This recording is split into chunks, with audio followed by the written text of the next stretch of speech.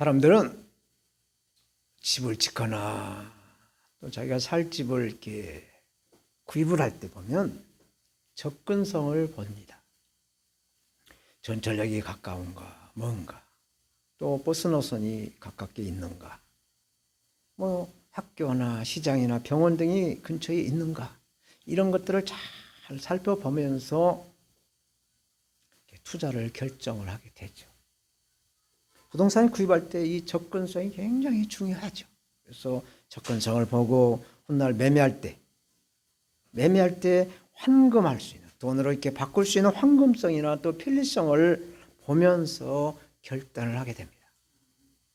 아무리 잘 지은 집이라고 해도 이 접근성이나 황금성이나 편리성이 없다고 한다면 그건 부동산의 그 가격의 가치가 떨어지고 없어요. 이와 같이 우리가 살아가는 의식주의 삶에는 우리가 반드시 살펴볼 그 준비가 있어야 한다는 얘기입니다. 그래야 훗날 부동산 가치와 시세 흐름에 그 맥을, 손실을 줄일 수가 있는 거예요. 설교 시간은 무슨 부동산학 강의냐라고 할 수 있겠지만은 우리가 어떤 일을 할 때는 반드시 사전에 그 일을 하기 전에 준비가 있어야 한다라는 이야기예요. 날마다 우리가 먹는 음식도 우리가 먹고 싶는 그런 음식의 그 신선한 재료를 준비를 해놔야 하는 것처럼 미리미리 무엇을 하기 전에 준비를 해야 한다는 얘기예요. 여러분도 오늘 예배를 드리기 위해서 아침에 일찍 일어나서 씻고 닦고 밥을 자시고 또 이렇게 마음을 정갈하게 해서 이 자리에 오시는 그 준비성이 있던 거예요. 그래서 시간 안에 오셔서 함께 예배로 영광을 드리는 겁니다. 준비하는 시간이 많으면 많을수록 그 결과에 대한 후회, 잘못 이런 것들이 줄어드는 것이죠. 그래서 유비무환이다, 매사불효튼튼이다 라는 말이 있는 거예요. 준비를 많이 하면 할수록 실수나 또는 후회는 준비한 만큼 줄어들게 되어 있습니다. 오늘 예수님께서 공생의 시작을 이제 하시면서 제일 먼저 준비하신 일이 바로 제자를 제자를 부르시는 준비를 하시고 있습니다. 제자들로 하여금 예수님이 하신 일을 하도록 예수님은 훈련을 시키셨어요. 예수님의 사역에는 성경을 가르치시고 또 병든 자를 모아서 치료를 해주시고 천국의 복음을 선포하는 일을 하셨죠. 이것을 한마디로 말해서 티칭이다, 또 힐링이다, 또 프리칭이다 라고 예수님의 3대 사역을 말합니다. 오늘 본문은 예수님께서 빌립과 나다나엘을 제자로 부르시는 말씀을 합니다. 오늘 본문에서 말씀하신 부르심, 콜링이라는 제목으로, 부르심이라는 제목으로 우리들이 예수님의 자녀로, 하나님의 자녀로 또 사역자로 부르신 우리 주 예수 그리스도를 증거하겠어요. 저처럼 예수님은 빌립을 만나 나를 따르라, 팔로우 미, 나를 따르라고 말씀을 하셨어요. 예수님의 부르심은 일꾼을 만드는 그 사역의 목적이었어요. 예수님은 소수의 그 제자들을 선택을 해서 일꾼으로 이렇게 세워갑니다. 성숙한 자가 아니라 좀 미숙한 사람들을 불러서 하나님 쓰시기 아주 적절한 일꾼으로 이렇게 만들어서 세상에 나가 천국 복음을 전하게 하신 거예요. 아주 유용한 사람으로 길러서 천국 복음을 증거하게 하신 것이었어요. 요즘같이 국민소득 우리나라 3만 불, 이 시대에 일꾼이 없어서 일꾼 구하기가 정말 힘들다라고 하는 상황에서 우리가 깨달아야 할 부분이 있어요. 교회에서 뭘 깨달아야 되냐? 깨달을 부분이 있습니다. 대학을 졸업하고도 취직을 하지 못하고 코로나 바이러스로 인해서 쭉 대면, 비대면 이런 것을 하고 있는 관계로 집안에서 콕 박혀서 나오지도 않고 있는 젊은 20대 청년들이 60만 명 이상이 꼭 집안에 있다는 거예요. 그런데 산업의 현장에서는 일꾼이 부족해서 아웃소싱. 세계 우리나라의 그 조선 산업의 세계 1위를 다루고 있는 이 조선소마다 어마어마한 그 유조선이라든가 큰 배를 수주를 몇 년치를 수주를 해놨는데 일꾼이 없어서 그 공기에 맞추지 못한다라는 뉴스를 들었어요. 그래서 외국인 근로자들을 불러다가 그들을 훈련시키고 또 이렇게 교육을 시키고 일꾼을 만들어서 배를 만들고 있다라는 뉴스를 봤습니다. 대기업에는 지원자가 넘쳐나지만 또 이렇게 중소기업에서는 지원자가 몰려들지 않아요. 너무나 턱없이 일꾼이 부족하다는 얘기. 이처럼 사람이 많은데 일꾼이 없다는 것은 참 안타까운 현실이 아닐 수가 없죠. 제가 잠깐 제 말씀인데 죄송합니다만 제가 미국에 가서 느낀 것이 하나가 있었어요. 대다수 사람들이 이 몸집이 비대해가지고 걷는 걸음도 제대로 못 걷는 사람들이 많이 보였어요. 어떻게 이런 사람들이 있는 나라가 세계 최강으로 세계 패권을 가지고 세계를 다스리고 있을까라는 그 의아심이 저에게는 있었습니다.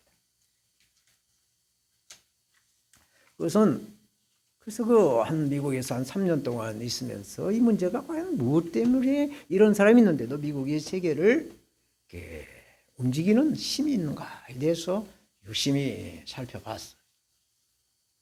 이것은 이태리 그 경제학자 파레토라고 하는 사람이 말한 법칙이 있어요. 파레토의 법칙이라고 하는데 사회가 움직이는 파레토의 법칙에 따라서 움직이고 있다는 거예요. 이게 뭔 얘기냐? 상위의 20%의 사람들이 전체 생산의 80%를 차지한다는 얘기죠. 예를 들어서 100명이라는 인구가 있는데 100명이라는 사람이 있는데 100명이 똑같은 일을 한다는 것이 아니란 얘기예요. 100명 가운데 20%인 20명이 주된 일을 하고 모든 리더와 모든 밑거름이 된 그 일을 하게 되고 나머지 80%, 80명은 그냥 한다는 얘기예요. 그냥 일을 한다는 얘기예요. 이런 이 파레토의 법칙은 사람에게만 인용되는 것이 아니라 이 개미의 세계에서도 같이 움직인다는 겁니다. 관찰해 보니까 개미 무리 가운데 그 20%의 무리가 주된 개미의 그 집을 짓는다든가 알을 이렇게 생산한다든가 주된 일을 20%가 하고 나머지 80%가 그냥 왔다 갔다 분주하게 바쁘게 움직이면서 그냥 주된 일을 안 그냥 살아간다는 얘기. 그런데 신기하게 이 100명에서 20%만이 주된 그 상위권에서 이렇게 일을 한다고 하는데 그 20% 상위권 20%가 또다시 모여 있다고 한다면 그 20%가 전부 다 똑같이 일을 하느냐? 아니란 얘기입니다. 그 20% 가운데 주된 일, 목적을 가지고 주된 일을 이끌어가는 리더십을 가진 사람들이 바로 4명이 주된 일을 하고 20명이 있다고 한다면 나머지 16명은 그냥 따라가며 동조하는 그러한 구조로 사회가 이루어져 가고 있다라는 관찰력의 발표의 이 파레토의 법칙이에요. 그래서 우리나라 말로 10명, 근데 파레투 10명 중에 2명이 열심히 일하고 나머지 8명은 그냥 따라간다라는 법칙이에요. 그래서 국가의 지도자 한 사람이 얼마나 큰 그 역량을 가지고 있는가에 대한 이야기를 하는 것이죠. 이런 파레토 법칙으로 초고령화된 이 사회가 움직이고 있다는 것을 저는 미국에서 보고 깨달았어요. 그래서 신학 공부를 하면서 나도 이 상위권 20위 안에서 주된 하나님의 사역, 복음을 전하는 선교 사역을 감당해야 되겠다라고 결심을 하고 여의도 순복음교회에서 탄자니아 해외 선교사로 목사 안수를 받게 되었던 것입니다. 사랑하는 여러분, 그렇지만 지금은 비록 작은 교회에서 두세 사람이 모인 이 주일날 예배에서도 하나님께 충성을 하려고 애를 쓰고 있는 거예요. 성경에서 말씀하기를 큰 일 할 때 작은 일에 충성하는 자가 큰 일에 충성한다는 말에 전 작은 일에 최선을 다해서 충성을 하는 겁니다. 예수님께서 이 제자의 선택, 오늘 본문의 말씀 제자의 선택이라는 말씀은 예수님의 그 부르심이에요. 우리가 선택을 받았던 것은 부르심에 대한 선택을 받는 거예요. 콜링이라고 하래요. 이 부르심에 대한 응답은 우리가 선택에 대한 집중이 있어야 하는 거예요. 우리가 무엇을 선택을 한다라는 것은 상대적으로 다른 것을 포기를 해야 돼. 다른 것을 버린다라는 의미가 갖고 있어. 내가 뭘 하나를 선택하면 한없게 두 짐을 질 수가 없어요. 주일날 교회를 오게 됐다라고 선택하게 되면 세상에 나가서 돈을 못 버는 겁니다. 주일 성수를 하는 거예요. 그래서 예수님은 수많은 사람들을 대상으로 이렇게 사역을 하신 것이 아니라 소수인 12명을 대상으로 12명에게 관심을 가지고 사역을 하셨어요. 예수님의 공생의 삶을 이렇게 쭉 살펴보면 수많은 이 군중들과 함께 시간을 보내지 않았어요. 소수의 그 몇 사람을 위해서 예수님은 공생의 사역 3년을 투자를 하셨어요. 예수님의 제자 훈련은 어떤 강의실, 어떤 예배당에서 이루어진 것이 아니었어요. 어느 회당 같은 데서 이루어진 것이 아니었어요. 예수님과 함께 제자들이 공동생활, 숙식을 하면서 기거하는 그런 공동생활을 통해서 이렇게 예수님의 그 제자 사역은 이루어졌던 것입니다.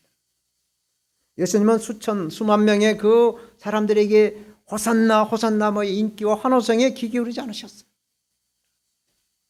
새벽 미명에 언제나 산이나 바닷가에 조용한 곳에 찾아가서 하나님과 은밀한 시간을 가지셨어요. 과이어 타임을 늘 가지셨어요. 기도하는 시간을 가지셨다는 얘기입니다. 그리고 12명의 제자 가운데서도 항상 제자 삼총사라고 불리는 베드로와 야고보와 예수님께 특별한 사랑을 받았다라고 말씀한 사도 요한이 함께했어요. 요한복음 오늘 본문 1장에 쭉 보면 예수님이 이제 제자 4명을 부르시는 말씀을 합니다. 이들은 다른 모습으로 예수 그리스도의 부름을 입었어요. 안드레와 요한은 그들의 스승이었던 세례 요한이 예수 그리스도를 속여서 예수를 만나서 예수님의 제자가 되었어요. 그리고 이 베드로, 예수님의 12명의 제자 가운데 수제자인 베드로는 베드로의 동생인 안드레에게 전도를 받고 예수님의 제자가 되었습니다. 그러면 빌립은 어떻게 되었는가? 오늘 본문 말씀을 봅니다. 43절, 44절. 이튿날 예수께서 갈릴리로 나가려 하시다가 빌립을 만나 이르시되 나를 쫓으라 하시니 빌립은 안드레와 베드로와 한 동네 베세다 사람이라 말씀합니다. 예수님이 안드레를 부를 때 메시지는 아주 간단했어요. 만나자마자 안드레에게 와봐라, come and see, 와봐 라고 간단 명료하게 말씀을 하죠. 단순한 말인데 설득력이 있고 의미심장한 말씀이었어요. 사실 어떻게 보면 전도는 바로 전부예요. 이게 와봐라고, 와서 보시라고, come and see, 이게 전도의 주어. 100번 듣는 것보다 한 번 보는 것이 낫다라는 말이에요. 자기 말로 설명을 하기보다는 와서 한번 보세요. 예수를 한번 만나보세요. 예수를 믿으세요. 그래야 우리가 천국 가지 않습니까? 라고 자신 있게 말하는 거죠. 이것은 우리가 성령을 받지 않고 성령이 역사하지 않는 이상 아무나 이런 말을 할 수가 없는 말이에요. 오늘 본문은 빌립과 나다나엘을 예수님이 제자로 부르심의 말씀이죠. 사도 요한과 안드레는 세례 요한을 통해서 예수님의 제자가 된 것과 달리 이 예수님은 빌립과 나다나엘을 직접 콜링을 하시다. 직접 만나서 부르신 겁니다.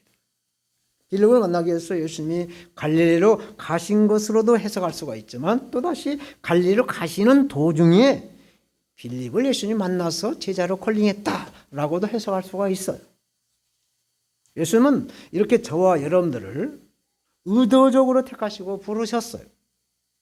그래서 나를 따르라는 말씀에 순종하여서 오늘 이 예배 자리에 앉아서 영광으로 아멘, 아멘 하면서 영광을 드리고 있는 것입니다. 예수님이 나를 쫓으라 라고 말씀을 하시지만 사실 이 예수님의 길은 화려한 길이 결코 아니에요.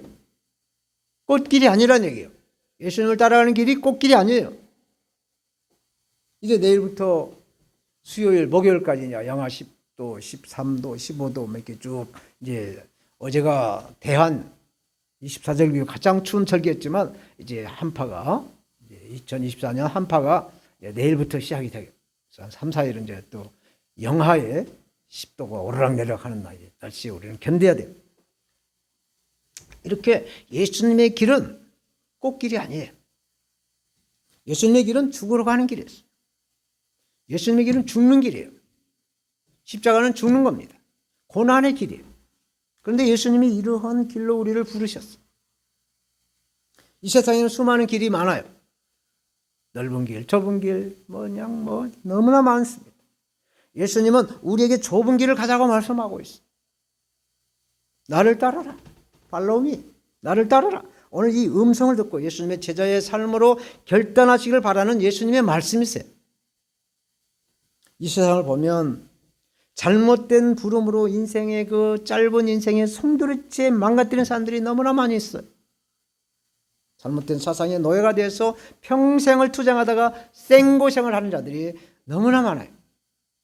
이 시간 설교 시간에 참 말하기 민망하지만 된장인지 배설물인지 배설물인지 된장인지 구별하지 못하는 자들이 너무나도 많아요.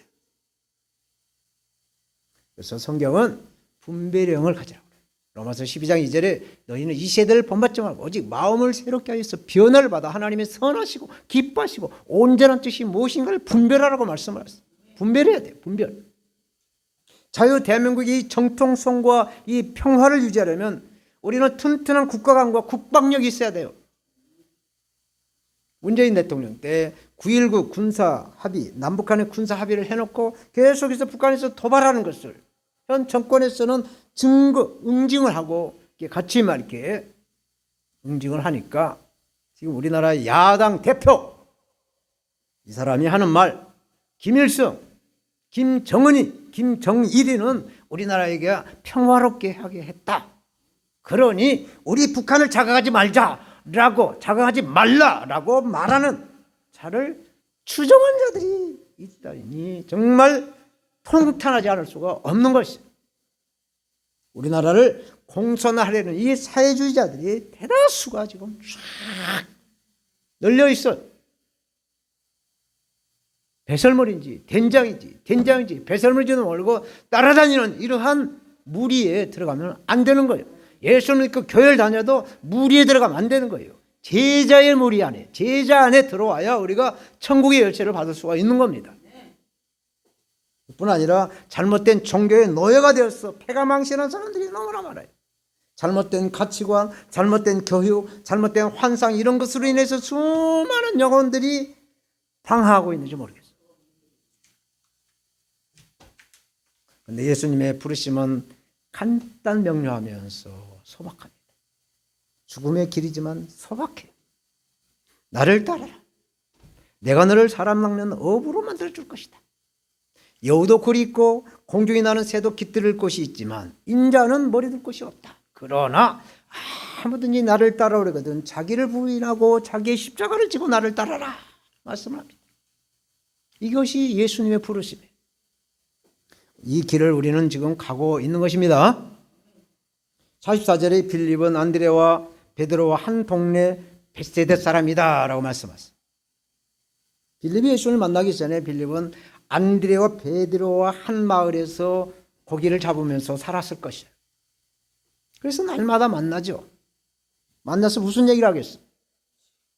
2024년 셀라 선거교회 주일 예배 오늘 1월 세 번째 주일을 갔더니 누가 왔고 누가 안 왔고 뭐 이렇게 말하지 않겠어요? 이 안드레와 베드로가 얼마나 신이 나서 메시아로 오신 예수를 만났다는 얘기를 빌립에게 했겠어요. 그 빌립이 또 이렇게 속으로 나를 못 만났으니까 부러워했겠죠. 사모했을 것입니다. 이렇게 사람들은 누구나 다 오감이 있어요. 오감. 5가지 느끼는 감각이 다 있어요. 그래서 말은 하지 않아도 그 모습, 표정을 보면 다 알 수가 있어요. 그래서 예수님을 인격적으로 만난 사람은 무엇이 달라도 달라요. 말이 달라도 언어 심사가 달라요. 행동이 달라요.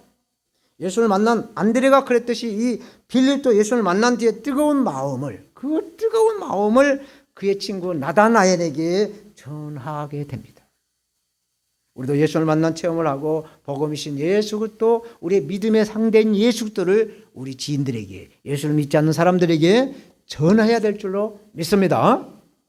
두 번째로 이 빌립은 이제 만난 예수님을 자기 친구인 나다나엘에게 전한다라고 말씀하셨습니다. 45절 6절 말씀. 빌립이 나다나엘을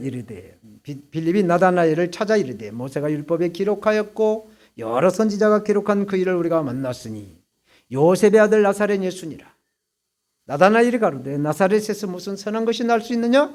빌립이 가로되 와 보라 하니라. 와 보라는 거예요. 와 봐. 빌립이 분명하게 우리가 그를 만났다라고 말씀한 것이죠. 이 말씀은 그에 대해서 들었다, 누가 그러던데 뭐 누구 같다 이런 거하고 전혀 다른 이야기예요. 빌립은 예수님을 세 가지로 친구인 나다나엘에게 증거로 들이대면서 전도를 합니다. 모세가 율법에 기록을 했다. 그 율법에 기록한 메시아가 바로 그분이다 라고 증거를 해요. 또 여러 구약의 선지자들이 기록한 그 일을 우리가 만났다. 메시아로 오신 그 일을 만났다. 그가 바로 요셉의 아들 나사렛 예수다 라고 예수님은 세 가지 증거로 예수님이 그리스도라는 것을 나다나엘에게 증거하면서 전도를 하는 거예요. 여기서 우리가 안드레와 빌립이 베드로와 함께 예수 그리스도를 만나서 예수님의 그 제자가 된 것을 이해할 수가 있어요. 예수님에 대해서 우리가 제자의 삶이란 것은 예수님을 이해하고 예수님을 깨닫고 예수님을 체험하고 만난 사람을 예수님의 제자다. 제자의 삶이라고 말하죠. 그래서 예수를 위해서 죽고 예수와 위해서 살고 예수의 그 모든 삶에 예수님을 위해서 죽을 각오가 되는 사람을 예수님의 제자다. 참 제자다라고 말하는 거예요. 빌립이 예수님을 전했던 나다나엘은 또 어떤 사람이었을까요?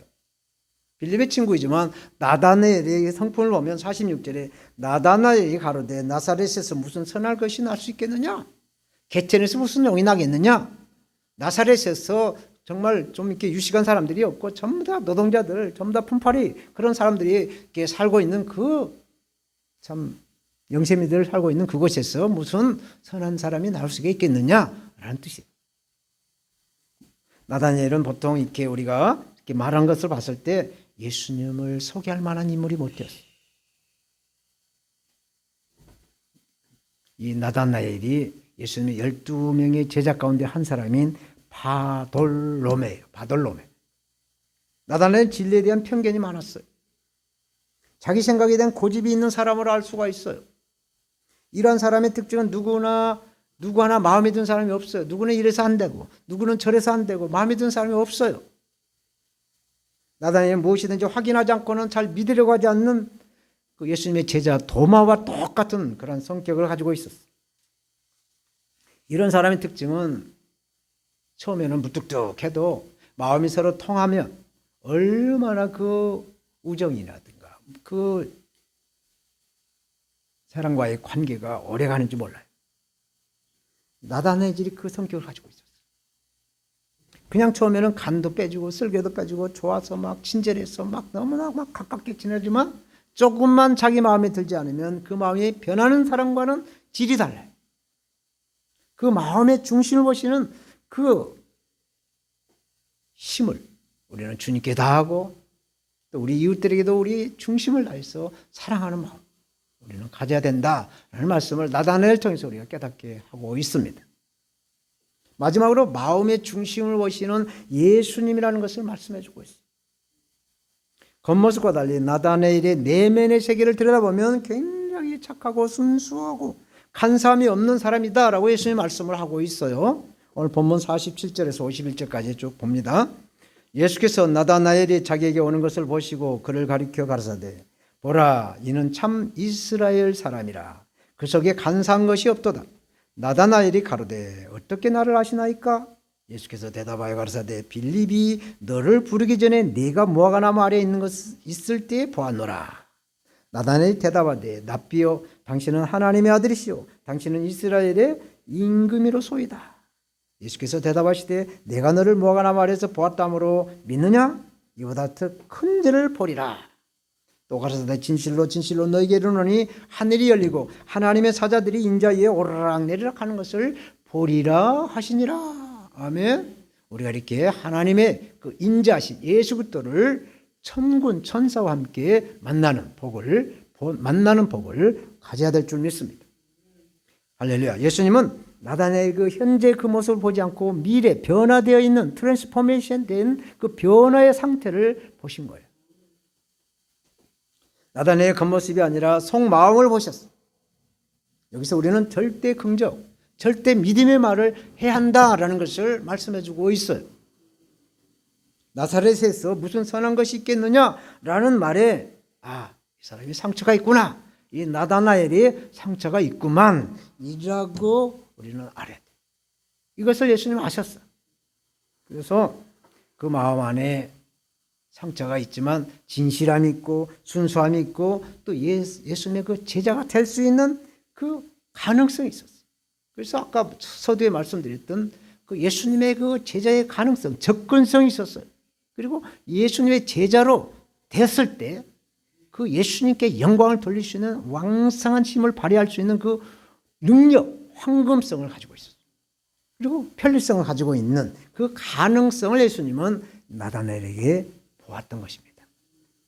그래서 예수님은 겉모양보다 우리의 마음을 보시고 우리의 중심을 보시는 하나님이신 줄로 믿습니다. 우리 주님은 우리가 전도하려는 사람이 교회를 비판하고 교회 사람들 뭐 그래, 예수님 뭐 그래 라고 비판을 해도 절대로 논쟁하지 말고 휘말리지 말고 축복을 하라고 말씀을 하셨어요. 다 덮어버리고 이 사람이 상처가 있구만 딱 덮어버리고 축복을 해서 예수 믿고 구원받고 우리 천국에 가서 영원히 잘 삽시다 라고 축복을 하라는 말씀이 있어요. 사람은 변화할 수 있는 존재입니다. 우리의 미래는 달라질 수 있어요. 이것이 바로 예수님께서 제자를 세우시는 관점이세요. 현재 상태가 아니라 이렇게 변화되어서 성장해서 성숙해가는 모습을 보고 제자를 세우셨다는 거예요. 내가 너를 무화과나무 아래서 보았다라고 예수님이 나다나에게 말씀하시죠. 내가 너를 무화과나무 아래서 보았다. 이게 무슨 뜻이에요? 예수님이 나다나엘을 부르시는 말씀이 있어요. 나다나엘이 무화과나무 아래서 무엇을 하고 있었을까요? 무화과나무 아래서 무엇을 했을까? 이스라엘은 사막의 날씨이기 때문에 낮에는 태양열로 뜨거워서 다닐 수가 없어요. 지금 저 동부 북부 지방에서는 미국에 영하 50도가 막 한파가 내려와서 눈 오가지고 지금 뭐 라면 끓는데 라면 이렇게 젓가락 집은데 얼어 있지 막 이런 화면을 어제 뉴스로 봤어요. 그렇게 춥듯이 지금 이스라엘은 섭씨 45도 50도 된 뜨거워서 낮에 다닐 수가 없어요. 그런 기후를 가지고 있어요. 그래서 무화과나무 잎은 이파리가 넓고 또 커서 무화과나무 그늘 아래에서 뭘 했겠어요? 장기를 뒀겠습니까? 나다나엘이 엘자 들어간 것은 그래도 하나님이라는 뜻을 갖고 이 뜻을 가지고 엘이라는 것은 나다나엘. 그래서 이 사람이 하나님을 묵상하고 하나님께 기도를 했다는 것을 예수님이 봤다는 얘기입니다. 그래서 우리는 하나님께서 기도하고 믿음에 있는 사람을 찾으시는 것을 알으셔야 돼요. 아멘. 그리고 신령과 진정으로 하나님은 예배하는 자를 찾고 계세요. 이것이 하나님의 부르심, 하나님의 콜링인 거예요.